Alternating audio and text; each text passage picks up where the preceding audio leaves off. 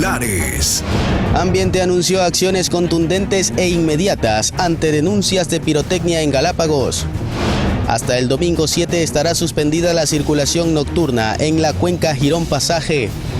Arquidiócesis de Cuenca presentó denuncia tras los ataques que sufrieron 2 sacerdotes. La Asamblea Nacional aprobó la creación de la Universidad de la Policía. Camaroneros de la zona norte de Manabí piden refinanciamiento de créditos.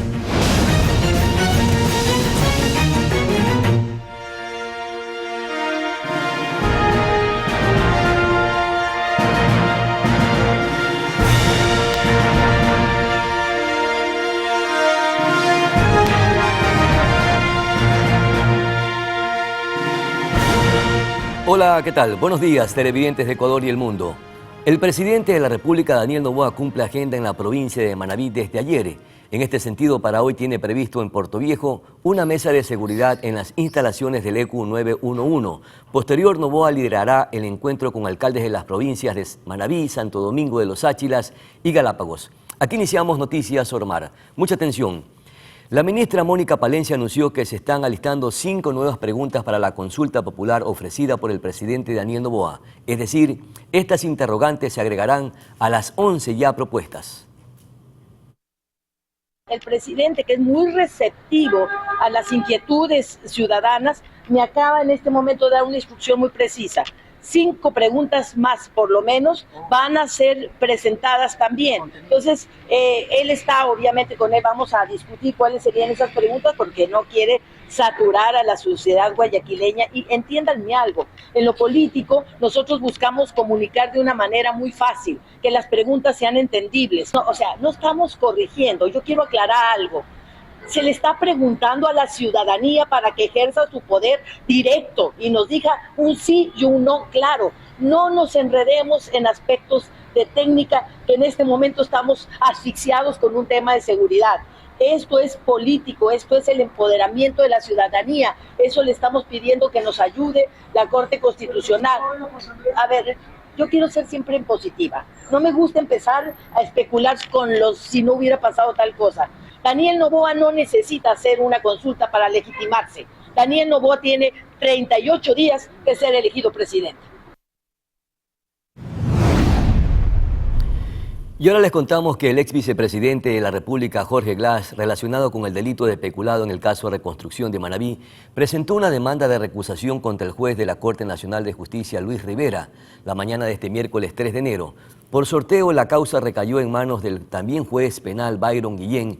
En este caso serían 2 las ocasiones en que no se ha podido instalar la diligencia e incluso se solicitó a la Asamblea Nacional que se pronuncie sobre si se da o no el paso al procesamiento penal de Glass. Con la respuesta de la Asamblea, el juez Rivera dispuso para hoy 5 de enero la instalación de la audiencia, que ahora queda sin efecto. El juez Guillén no ha definido aún la fecha en la que se analizará en audiencia la demanda de recusación planteada contra el magistrado Rivera. Cabe mencionar que los nombres de los jueces Rivera y Guillén, así como también de Glass, aparecen en las conversaciones del denominado caso Metástasis. La Comisión de la Asamblea Nacional que investiga el asesinato de Fernando Villavicencio inició su trabajo de indagación y se prevén pedidos de información y varias comparecencias. La mesa ocasional está presidida por la asambleísta Viviana Zambrano, quien reveló que solicitará información a algunas instituciones estatales y de gobierno. Además, manifestó que el cronograma de trabajo estará aprobado y eso incluye el pedido de comparecencia del expresidente de la República, Guillermo Lasso. La comitiva para investigar el caso se conformó el 29 de noviembre de 2023 y determinó que tendrá 90 días para el proceso.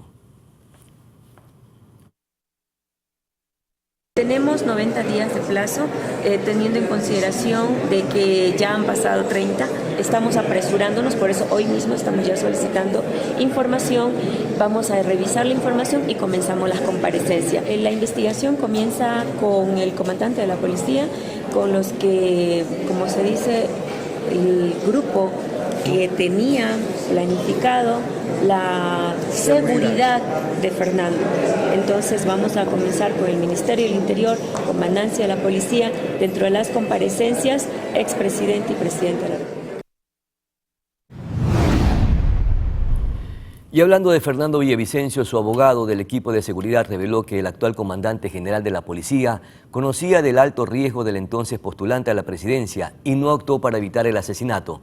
Edwin Romero, abogado del capitán Cristian Ceballos, responsable de la seguridad del candidato, sostuvo que existe un informe del 8 de agosto del 2023 en el que se advertía del mitin que al día siguiente iba a realizar Villavicencio en el Colegio Anderson, en el norte de Quito, y no se tomaron medidas de seguridad pese al alto nivel de riesgo que estaba calificado. Es decir, que el actual comandante general de la Policía Nacional, el señor general Zapata, tenía pleno conocimiento del mitin político que se iba a desarrollar el día 9 de agosto del año 2023 y sobre el alto riesgo que tenía el ex candidato presidencial. Sin embargo, no designó funcionarios policiales, sea de unidades tácticas policiales, de la Dirección General de Inteligencia o de Servicio Urbano. Existen conductas omisivas. De la misma manera tuvo conocimiento el ex director general de inteligencia y tampoco designó personal policial. Es lamentable, lo digo así, que la Dirección Nacional de Asuntos Internos, pese a tener conocimiento que existen documentos falsos, documentos fraguados, documentos adulterados, procedieron a sancionarlo de manera ilegal.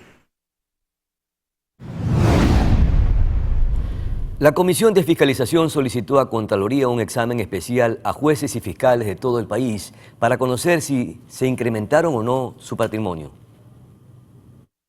Después de que todo el país conociera con estupor y asombro las revelaciones efectuadas por el embajador de Estados Unidos acreditado en el Ecuador y lo que está descubriéndose a diario del famoso caso Metástasis, el vocal de la Comisión de Fiscalización, César Humaquinga, quiere conocer cuántos jueces y fiscales son honrados en nuestra tierra. Por ello, ha solicitado a la Contraloría que solicite las declaraciones juramentadas a 900 fiscales y 1.892 jueces para que se realice un examen especial y conocer si tienen o no incremento a su patrimonio. Tendrán que decir ante el país por qué aumento de los bienes, aumento también de los activos fijos. El representante de Cotopaxi y patrocinado por el movimiento Actuemos ha tomado muy a pecho su labor fiscalizadora. La auditoría de las cuentas de los operadores de justicia las quiere tener en documentos que no deben tener ni tachones ni borrones. Para verificar el tema sobre todo de transparencia y de ver también que esta corrupción no aguante el Ecuador. Quizás sea una utopía, tal vez un simple ideal, pero el país entero desea observar que todo funcionario público o autoridad electa debería tener pulcritud y bolsillos de cristal. La Corte Constitucional aprobó la creación de una comisión para enmienda constitucional en la cual se plantea analizar los requisitos para ser asambleísta. La legisladora Sofía Sánchez nos proporciona detalles acerca de esta resolución.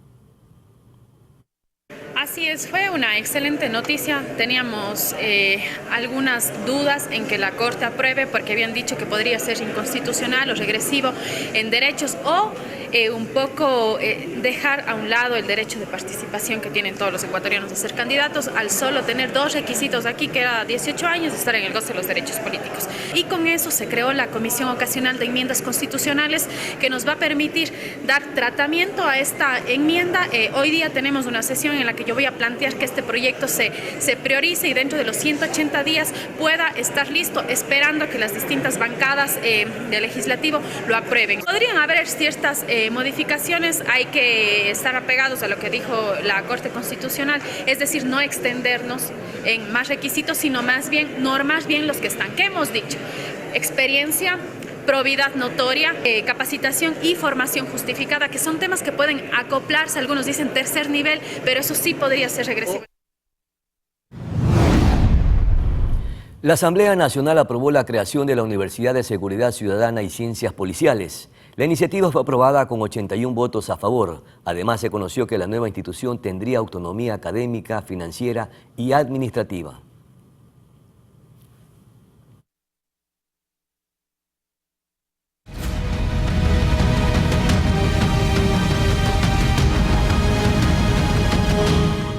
En el edificio de la Gobernación del Guaya se realizó este jueves 4 de enero una sesión del Consejo de Seguridad Pública, COSEPE, convocada de urgencia por el presidente Daniel Noboa. a la que no fue invitado el alcalde de Guayaquil, Aquiles Álvarez. A este evento se dieron cita las principales autoridades de las 3 funciones del Estado, Ejecutivo, Legislativo y Judicial. Asimismo, varios miembros del gabinete ministerial, como los titulares de las carteras de Gobierno, Economía, Defensa y Relaciones Exteriores. Este nuevo Consejo de Seguridad se efectuó en momentos que Ecuador fue catalogado como el país más violento de la región. Y el primer mandatario, Daniel Noboa, anunció que 2 de las cárceles que ofreció en campaña estarían listas dentro de 10 u 11 meses. Los centros penitenciarios estarían ubicados en Pastaza y Santa Elena, que permitirán realizar una segmentación adecuada de los presos por su peligrosidad, así como garantizar el aislamiento, es lo que ha dicho el presidente Daniel Noboa respecto a la construcción de 2 nuevas cárceles. El primer mandatario también aclaró cuándo se firmarán los contratos que darían inicio a las obras. Vamos a poner la primera piedra en las cárceles la próxima semana. La primera será en Pastaza. Ya está el MOU firmado. Se va a firmar el contrato la próxima semana. Tomará 10 meses construir esas cárceles. Parte del Plan Fénix. Noboa reiteró cuál será la compañía encargada de la construcción de los penales. Van a ser igualitas, porque es la misma compañía bajo el mismo diseño que hizo las cárceles de máxima seguridad en México y que las hizo en El Salvador. Además, aseguró que las provincias donde se ubicarán los centros penitenciarios fueron seleccionadas tras un análisis. ¿Y por qué las hicimos en esos 2 puntos, en Pastaza y en Julio Moreno en Santa Elena? Porque son las zonas de menor influencia para mí, los grupos narcoterroristas. Estas zonas son zonas específicas basadas en un análisis de dónde tienen menor cantidad de influencia y por eso se las pone ahí. En este contexto, la ministra de Gobierno, Mónica Palencia, aseguró que se busca financiamiento para la construcción de una tercera prisión. Y hay una tercera ubicación, porque yo no pierdo la esperanza tampoco el señor presidente de que ojalá logremos financiamiento para una tercera cárcel. Los centros de privación de libertad ofrecidos por Noboa en campaña se ubicarían a entre 20 y 30 minutos de distancia en vehículo de la población, para evitar así problemas de abastecimiento. María José Pino Argote, Noticias Oromar. Y para el día de hoy se debía desarrollar la audiencia de formulación de cargos en contra del ex vicepresidente Jorge Glass. Sobre este tema y también sobre el asilo diplomático que está solicitando el ex vicepresidente estaremos conversando con la abogada Sonia Vera. Ella es abogada internacional de Jorge Glass. Esto después de la pausa publicitaria. Ya regresamos.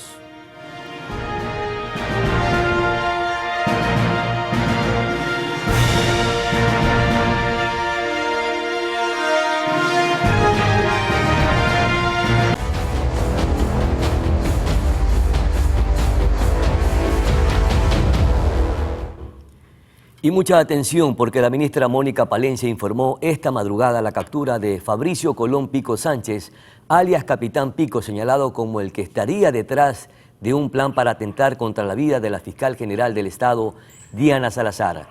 El operativo se desarrolló en el norte de Quito y en las próximas horas se resolverá su situación jurídica.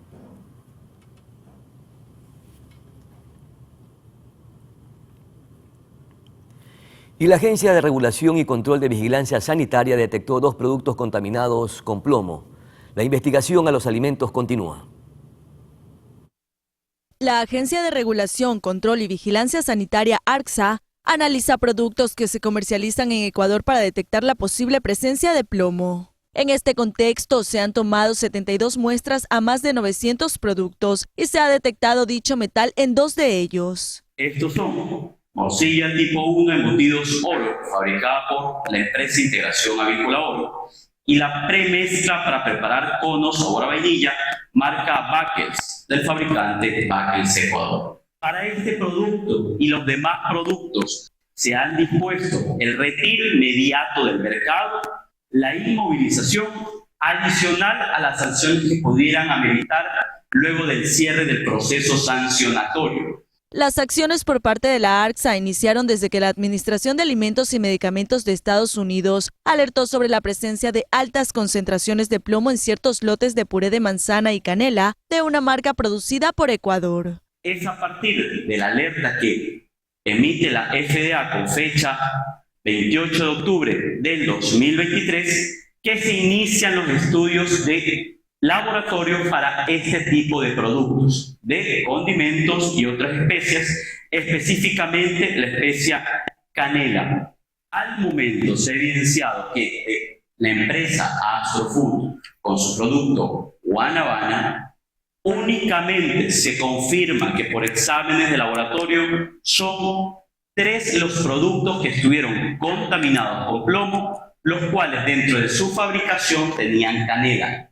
Sin embargo, se descartó que en nuestro país hayan sido comercializados esos productos. Su distribución y comercialización exclusivamente fue realizada en el mercado internacional, en este caso Estados Unidos. Según el director de la ARCSA, Daniel Sánchez, continuarán ejecutando los análisis al 100% de los productos que han declarado tener canela en sus componentes, es decir, 926. Mientras tanto, la denuncia por la contaminación de alimentos ya fue presentada en la Fiscalía.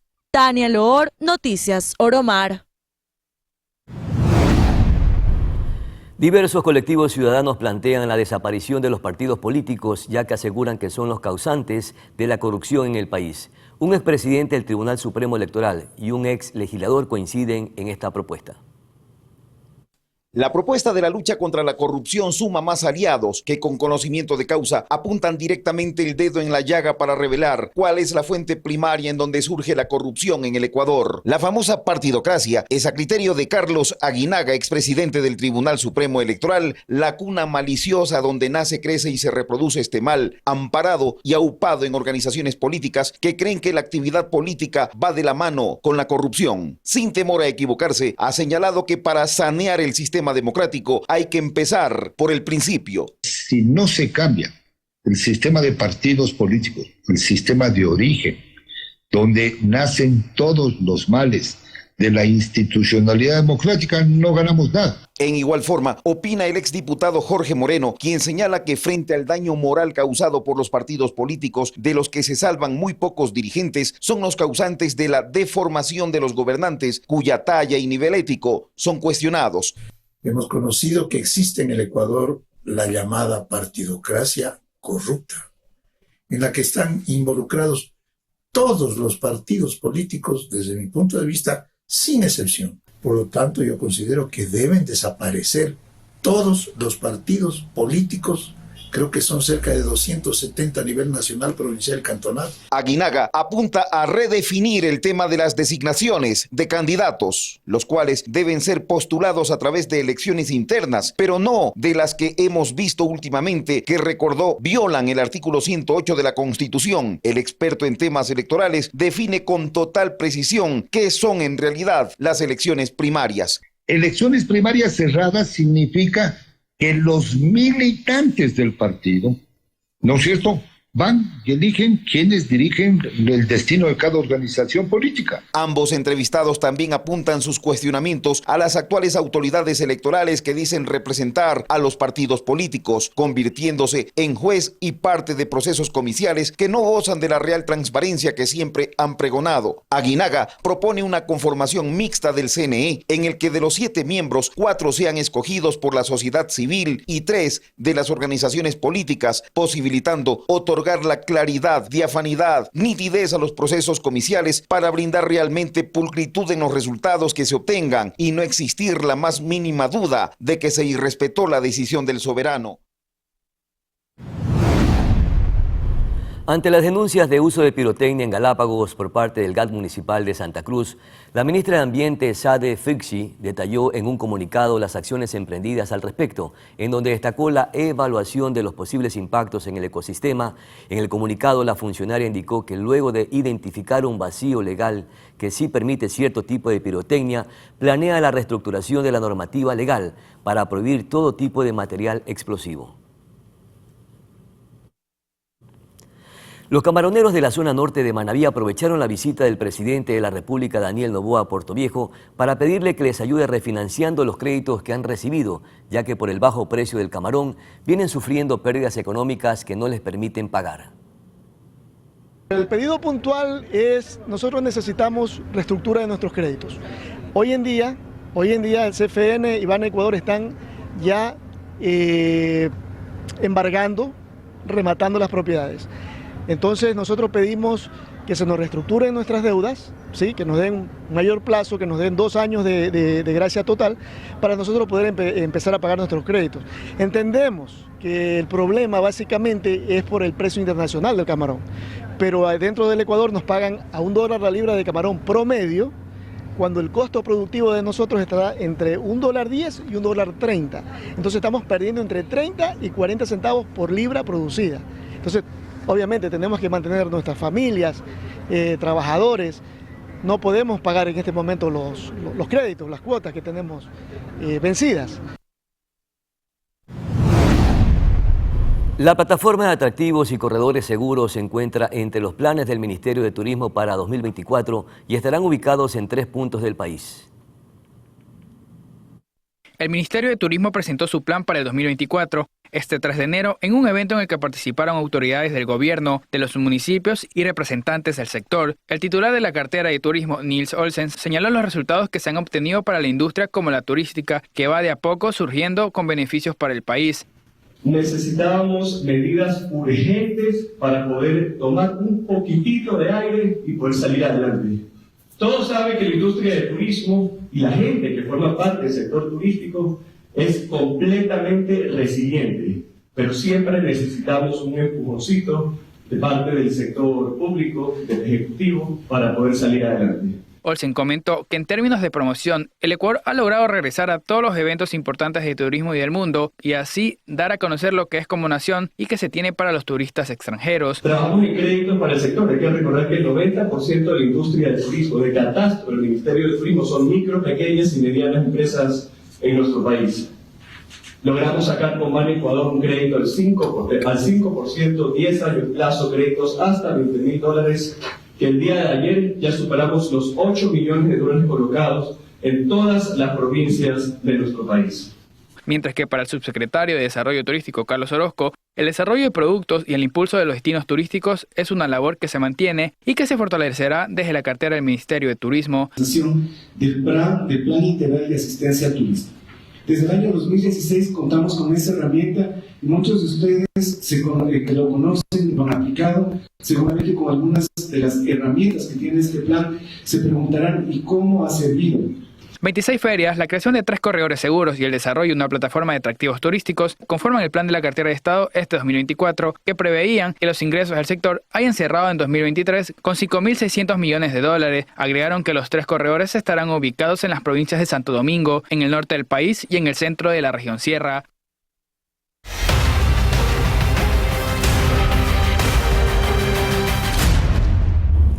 La vía que conecta a Cuenca Girón Pasaje fue cerrada al tránsito vehicular debido a varios derrumbes que se registraron en dicha zona. Así lo informó el Ministerio de Transporte y Obras Públicas mediante un comunicado donde detalla que dicha suspensión será en horario de 18:30 a 5 horas desde ayer hasta el domingo 7 de enero. Esta cartera de Estado recomendó la ruta alterna de Cuenca, Molleturo, El Empalme, Naranjal y Machala. La madrugada de este jueves 4 de enero se registró un deslizamiento de gran magnitud en el sector La Cascada del cantón Tulcán, en la provincia de Carchi. Dicho evento fue provocado por las fuertes lluvias. La emergencia afectó a gran parte de la población y dejó sin energía eléctrica al sector, ubicada entre La Guaña y San Marcos de la parroquia El Chical. Así lo informó la Secretaría de Gestión de Riesgos. Hasta el momento el percance deja 2 fallecidos y una persona desaparecida que sería un niño. Por su parte, el presidente Daniel Noboa se pronunció afirmando que se activó todo el contingente necesario en el sitio, mientras que el alcalde de Tulcán, Andrés Ruano, convocó a la reunión del Comité de Operaciones de Emergencia para articular acciones integrales para la atención prioritaria de las familias afectadas.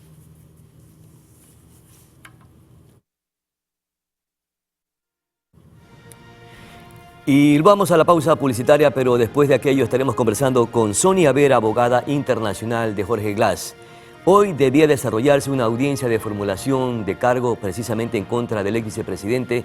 Sin embargo, por un artilugio legal, nuevamente fue suspendida. Sobre esta situación estaremos conversando con la abogada defensora del ex vicepresidente de la República después de esta cortísima pausa publicitaria. Enseguida retornamos.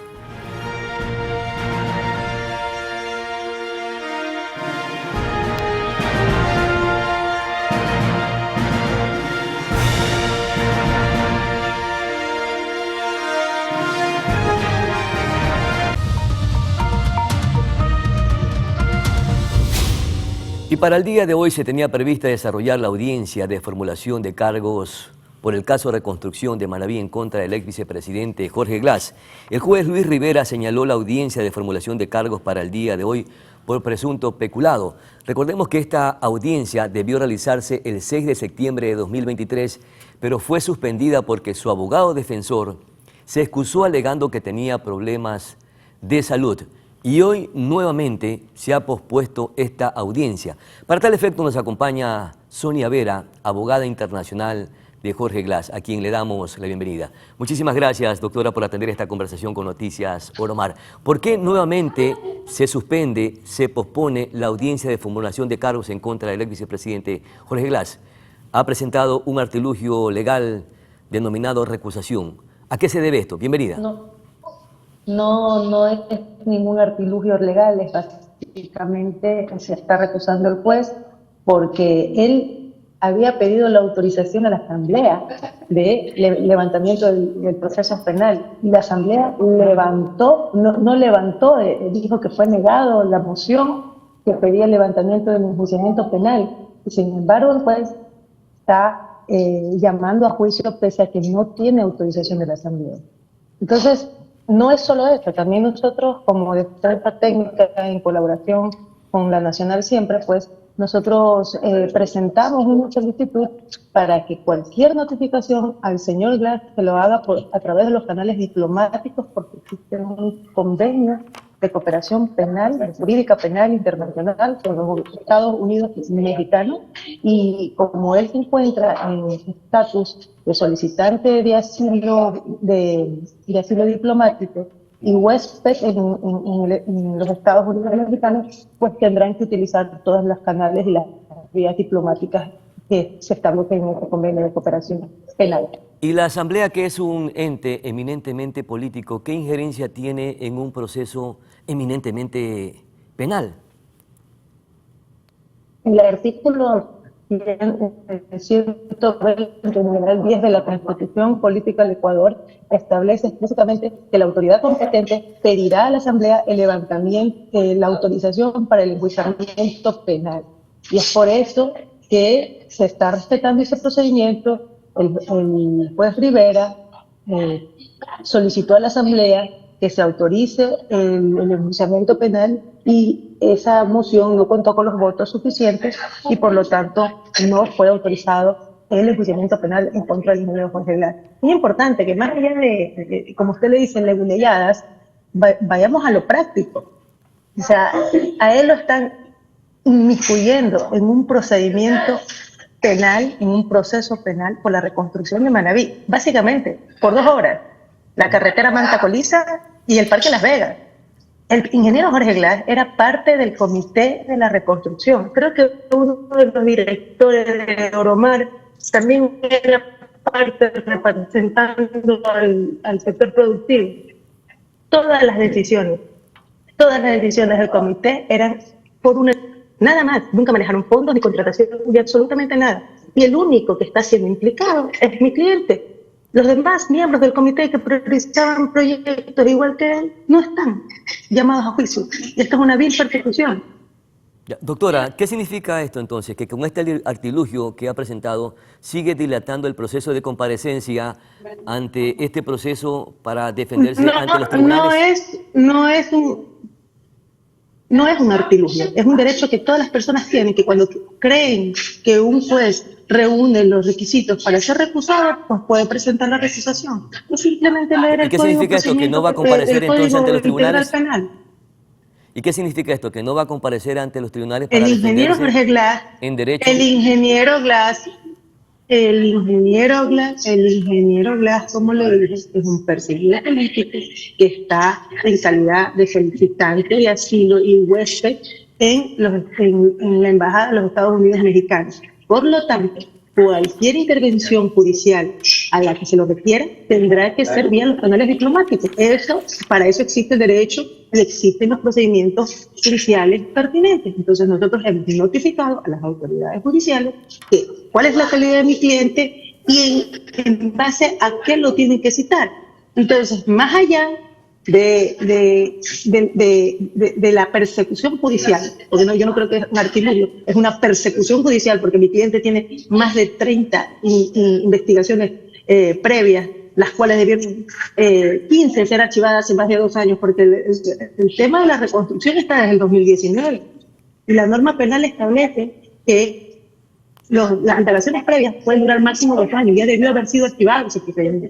Y es simplemente el criterio de CELI y la fiscal que consideran que el Parque Las Vegas no es una reactivación productiva, porque a propósito, dicen que los fondos de la reconstrucción solamente eran de la reconstrucción, y les explico, eran para la reconstrucción y la reactivación productiva. Por favor, ¿quién me va a decir que el Parque Las Vegas no es una reactivación ¿cómo no? Pero productiva para la ciudad? Si tienen los argumentos suficientes para defenderse, lo que debe hacer es comparecer para que el proceso se encauce debido a la norma legal y constitucional de nuestro país. ¿Sabe lo que va a pasar si mi cliente ya le negaron la le cuento, a mi cliente ya le negaron la prelibertad? O sea, a Rasquilla y a Junior le dieron mejores calificaciones que mi cliente que tiene 2 maestrías, solo porque no hacía ejercicio en el parque. Y porque ellos no le registraron las maestrías que están registradas en la CENACIC, no se las registraron en la SNAC. O sea, ¿le parece que fue una persecución? Cuando a Rasquilla y a Junior les dieron la prelibertad con las mejores calificaciones, Jorge tiene 2.8. ¿Y por qué hace esa comparación con líderes supuestamente delincuenciales, con un ex vicepresidente? Porque todos los presos tienen derecho al beneficio de prelibertad. Una vez que cumplen el 40% del tiempo en prisión, la SNAI tiene que hacer un listado con las personas que tienen que ir a hacerse uso del beneficio de prelibertad. Tienen que hacer un listado. Jorge Glass tiene el 60% del tiempo cumplido. Tiene 2 maestrías. Y se inventaron el caso Singue solo para mantenerlo preso más del tiempo debido. Él ha estado 2 años en exceso. Entonces, el caso Singue fue declarado nulo por cortes internacionales, ¿no? Por un laudo arbitral se declaró nulo el caso Singue. Y sin embargo, la fiscal lo volvió a abrir ese caso. ¿Le parece lógico? Mi cliente llega a la cárcel y le va a pasar lo mismo que le pasaron a los 7 presuntos autores materiales del crimen de Villavicencio. Lo van a matar. Eso es lo que va a pasar, eso es lo que quieren. Y luego, ay, miren, se ahorcó. Eso es lo que pasa. ¿Qué seguridad le da a una persona de ir a la cárcel y si no termina asesinado en una de las masacres, pues lo suicidan? ¿Y de dónde cree que vendría el presunto asesinato y esta persecución política en contra del ex vicepresidente Jorge Glass? Todo el mundo sabe que a ellos los están tratando de proscribir. El caso Sobornos y el caso Odebrecht son un mamotreto, una causa inventada, violando todos los procedimientos. El caso Odebrecht fue declarado nulo en Brasil y la extensión de las pruebas fueron otorgadas a Jorge Glass desde agosto de este año. Y la fiscal se ha guardado la Cooperación Jurídica Penal Internacional en su cajón y recién nos notifican en diciembre de que la vayamos a retirar. ¿Para qué? Para poder homologar la sentencia y poder presentar un recurso de revisión. Tenemos una verdadera dictadura de la función judicial. Esto es un golpe de Estado. Y todo este caso Metástasis lo único que está haciendo es una cortina de humo para lavarle la cara a la fiscal porque no ha hecho nada en los otros juicios y tiene su enjuiciamiento penal político en la Asamblea y tomarse el concurso de la Corte Nacional para que nadie pueda revisar los casos Sobornos y Odebrecht. ¿A usted le parece lógico que un proceso de casación, como fue el caso Sobornos, se lleva en 17 días? Esto es inaudito, cuando generalmente dura más de 2 años, por favor, en pandemia, sin ser un delito flagrante. Por favor, esa es la labor de los comunicadores, cuestionar lo que está pasando. Doctora, ¿se le han revocado todos los derechos en los que gozaba el ex vicepresidente Jorge Glass? Sí, él no tiene derechos políticos, es lo único que tenía, gracias a la medida cautelar que fue Puripayo, es básicamente esperar. ¿Qué dijo el juez Puripayo? El juez Puripayo dijo, mire, a usted señor que cumple todos los requisitos de prelibertad, que no lo han dejado salir, que tiene un estado de salud deplorable, que tiene unas medidas cautelares de la CIDH, que tiene un pronunciamiento del grupo de detenciones arbitrarias para que le den medidas no privativas de la libertad. Y por favor, espere en libertad su audiencia de libertad porque usted cumple todos los requisitos y debe haber estado libre hace 2 años. Eso es lo que las medidas cautelares del juez Curipayo. A propósito del juez Curipayo, doctora, a propósito del juez Curipayo, al que usted menciona, justamente la libertad que le concedió está envuelta en presuntos ciertos vicios, porque el procesado precisamente, o el juez Curipayo, también está procesado en el caso Metástasis por delincuencia organizada. Mire, para mí la fiscalía es una parte procesal, nada más. Está sujeta a la contradicción de los implicados. Es decir, que esos chats, para mí y para cualquier abogado que sepa de la realidad procesal del caso de Metástasis, no tienen ninguna validez hasta que no sean contrastados por un peritaje internacional independiente, donde se verifique si efectivamente son verídicos y se respetó la cadena de custodia. ¿Por qué, si tenía esos chats desde la muerte de Norero, recién lo saca? ¿Por qué no lo hizo antes? Y respetado todo principio básico del debido proceso, de la presunción de inocencia, los ha publicado. ¿Cuándo han hecho eso con otros procedimientos? Tienen hasta logo. Por favor, esto es un show. Los medios de comunicación no deberían prestarse a este juego pirotécnico que está haciendo. Y entonces, lo que se menciona en los chats, dentro del caso Metástasis, que se pagó $250.000 por la libertad del ex vicepresidente Jorge Glass, y en el que también está implicado Daniel Salcedo, que también está involucrado en esta causa, ¿usted lo desecha como una arbitrariedad, como un argumento falso? Mire, que debe comprobarse? Yo me voy a las pruebas que... O sea, todo lo que venga de una fiscal, que es poco idónea, que se sacó 10 sobre 20 en su examen de mérito para obtener el cargo, que dijo barbaridades en la prueba oral, como que la prisión preventiva debe ser la regla y no la excepción. Eso es una barbaridad del porte de Estados Unidos.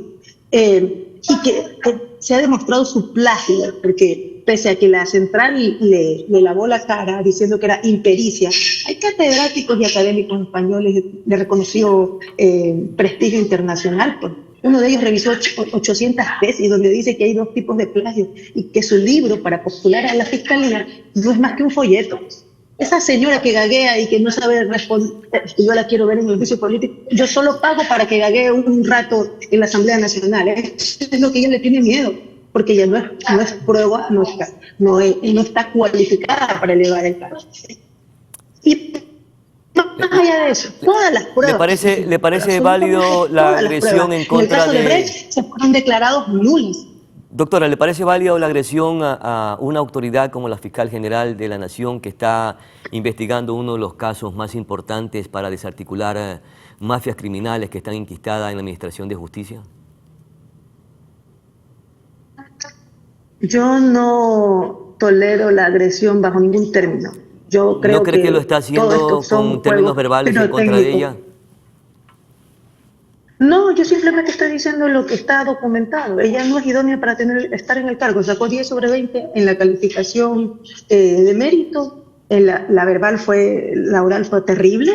Y existe un informe. Les invito a ver el informe de la Veeduría de Transparencia Académica que sus tesis y sus trabajos académicos son plagiados. Ahora, yo me baso en documentos. Yo no estoy haciendo más allá. Doctora, ¿le han negado la prelibertad a su cliente, al ex vicepresidente Jorge Glass? ¿Se va a entregar a la justicia o va a rehuir ante todos estos procedimientos penales? A ver, ¿Cuál va a ser la decisión? ¿Cuál va a ser la decisión de su cliente? Le explico para que usted hable con propiedad. Todas las personas que se sienten que están siendo perseguidas pueden acogerse a 2 convenciones. La del refugio de Ginebra y la de Caracas del asilo diplomático. Ya, ¿cómo no? Mi cliente es un perseguido político y lo hemos demostrado documentadamente. O sea, es que esto no es un caso de que, ay, no, a él se le ocurre. No, existe una persecución política comprobada en pronunciamientos internacionales de derechos humanos. ¿Por qué cree que la Interpol le ha negado todos los pedidos de discusión roja del gobierno ecuatoriano a los implicados en el caso Soborno? La Interpol no es correísta, simplemente dice que existe una persecución política. Esa es la realidad. Lo que pasa es que en el Ecuador se vive en un mundo con hitos de la prensa hegemónica y lamentablemente las razones están por demás, ¿no? Mi cliente es un perseguido político. Ya, doctora, a propósito de perseguido político... Quien tiene que deliberar la persecución, le explico, quien tiene que deliberar si es un perseguido político para que le otorguen el asilo diplomático no es el Estado ecuatoriano, es el Estado mexicano. Claro. No es la ministra Palencia. Y justamente hacia allá iba mi interrogante. Y justamente hacia allá iba mi interrogante, doctora. ¿Aún se encuentra en la Embajada de México el ex vicepresidente Jorge Glass y en qué condición? Él es solicitante de asilo diplomático y huésped de los Estados Unidos. O sea, hoy en estos momentos se mantiene como huésped y aún no le responden la solicitud que ha presentado para que le ofrezcan el asilo diplomático. Está en análisis del dossier, el vasto dossier que hemos presentado, más de 2.000 páginas. Claro. ¿Y hasta cuándo se esperaría la respuesta del gobierno mexicano para que le otorgue el asilo diplomático al ex vicepresidente Jorge Glass? No hay un tiempo perentorio, pero en casos similares se ha pronunciado alrededor de un mes, desde que se presentó la petición inicial. ¿Y qué seguridad tiene en la Embajada de México solamente estando como huésped y no como asilado diplomático? ¿Qué garantías tiene? Todas las del mundo, porque mientras está en el estatus de solicitante, el Estado asilante no puede entregar al Estado territorial a una persona que está solicitando asilo. Y el gobierno de los Estados Unidos mexicanos nos ha asegurado que mientras se encuentre en la embajada, la integridad y la seguridad del ingeniero Glass no corren peligros, que ellos se van a encargar de su seguridad y que va a estar bajo la custodia de ellos. ¿Y en el caso que le nieguen el asilo diplomático, se entregará a la justicia? Yo no creo que le vayan a negar el asilo diplomático. Yo creo que el gobierno mexicano actuará en derecho. O sea, existen pruebas irrefutables de que esto es una persecución política. Imagínense, las pruebas de Odebrecht fueron declaradas nulas. Y todo lo que el dossier es realmente impresionante. Y no nos olvidemos, porque Dalo Bucaram dijo que lo habían engañado para forjar pruebas en contra de Jorge Glass en el caso de Odebrecht. Todo es forjado. Esto es todo forjado. El cuaderno de Pamela, que nunca han permitido un peritaje. Y nunca permitieron la contradicción, es decir, que las contrapartes interrogaran a los testigos. Perfecto. Todo esto se está desmontando y vendrán más pronunciamientos internacionales, más sentencias internacionales que simplemente ahondarán y ratificarán nuestra tesis de que esto es una vil persecución política. Bueno, como Noticias Soromar y como canal estaremos pendientes del proceso que implica al ex vicepresidente de los ecuatorianos y también de todos los casos que están implícitos algunos funcionarios o autoridades de nuestro país. Muchísimas gracias, mi querida doctora Sonia Vera, por comparecer ante Noticias Soromar y hablar precisamente de este caso que también atañe a todos los ecuatorianos. Vamos a una pausa publicitaria, ya volvemos con más información.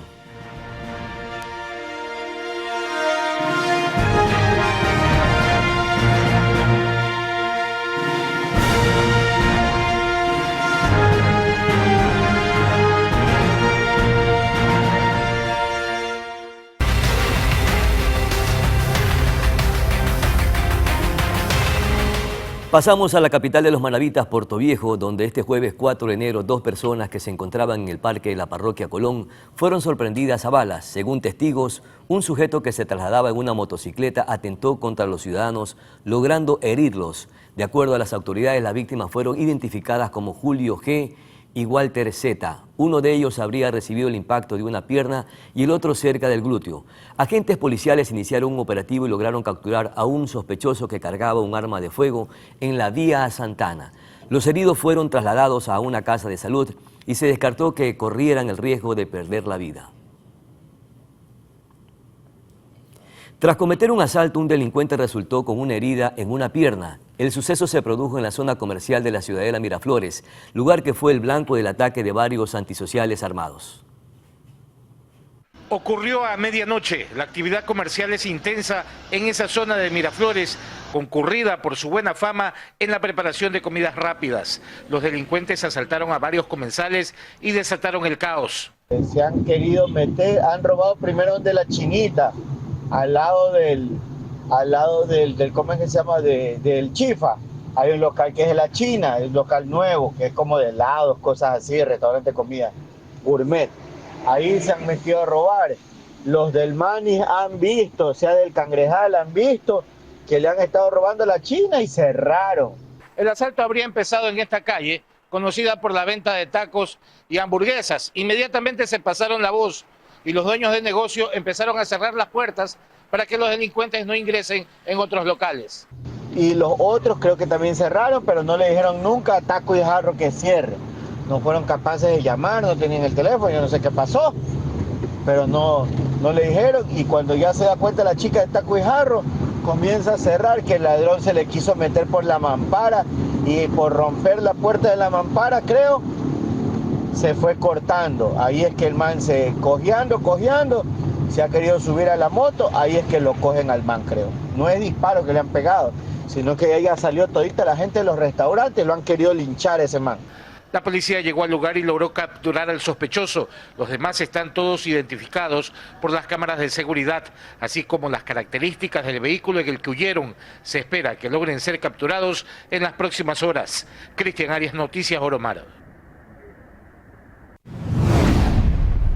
La Arquidiócesis de Cuenca presentó una denuncia en la Fiscalía por intimidación, esto ante los ataques que sufrieron 2 sacerdotes por un ciudadano extranjero. Este video donde un ciudadano extranjero agrede a un sacerdote mientras celebra una misa alarmó a la población cuencana, más aún cuando se conoció que el agresor fue puesto en libertad al no ser informado de sus derechos en su lengua nativa. Según manifiesta la ley, debía de notificarse a la embajada durante un cierto lapso de tiempo. Tenía que habérsele dicho sus derechos en su lengua nativa, mandarín, y la cual no se lo hizo, supuestamente. Entonces dicen que por eso se dejó libre al agresor. Lamentablemente el médico legista no le entrega solamente 2 días de incapacidad al padre, por lo cual no se convierte en delito. Es una contravención donde el juez le da la libertad a este ciudadano. El pasado 3 de enero la Arquidiócesis de Cuenca presentó la denuncia por intimidación a Fiscalía. Además se solicitó medidas cautelares y así garantizar el proceso judicial. El religioso manifestó que no se han registrado este tipo de incidentes. No obstante, expresa preocupación ante posibles ataques que puedan ser víctimas. Los sacerdotes pues nos sentimos un poco preocupados, ¿no? Por lo que pasó y quizá por lo que pueda suceder, ¿no? Entonces por eso hemos estado un poquito alertas. Actualmente 5 personas vigilan los interiores de la catedral donde ocurrió el acto violento. Estas custodias se intensificarán en las celebraciones eucarísticas. Y con esto estamos cerrando Noticias Oromar. A todos ustedes, muchas gracias por la atención dispensada. Nos vemos entonces el día lunes con más información, más noticias y más entrevistas. Buenos días, felicidades, excelente fin de semana.